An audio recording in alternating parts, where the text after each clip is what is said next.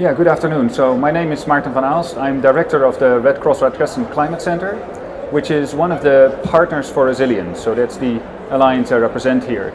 A partnership of a number of civil society organizations across the world, across all continents, working on resilience, bridging humanitarian response. So we've got organizations that have traditionally responded to disasters like the Red Cross, but also preventing disasters, preparing in advance for disasters.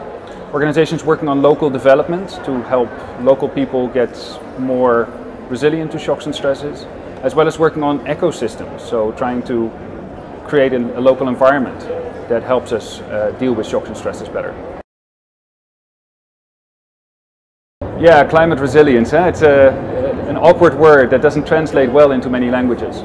But I think what it means is that we need to look at people's ability to cope with an increasingly variable climate.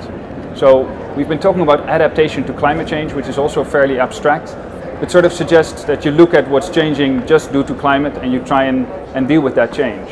Resilience is a bit broader than that, I would say, and it really focuses at people's ability to cope with all kinds of shocks and stresses. So in our case, that might be a flood or a drought. It might also be changing of seasons and farmers not knowing when to plant.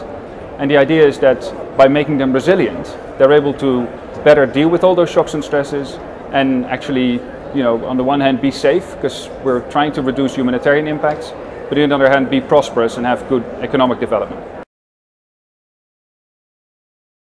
Yeah, so the partners are a global network of civil society organizations, often particularly working at the local level.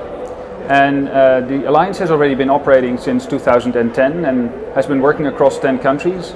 And so far we've reached over 500,000 people, working with them on local livelihoods, on building small disaster preparedness projects, little dams to protect villages, but also evacuation plans. But importantly also working on the local environment. So for instance, when a village is at risk of flooding, looking at the upstream river basin and seeing if we can restore the ecosystems there so that the floods don't come down as violently. Yeah, so this is where it gets interesting. Our experience in the first phase was really about that local implementation, and it's what our organizations are really good at, working with local communities to help them strengthen their resilience. But we also realized that 500,000 people is on the one hand fantastic, it's on the other hand way too small, looking at all the other people that are facing these shocks and stresses. And there's only so much we can do. So we've always been strong working in partnerships, but we also want to work more strongly with governments.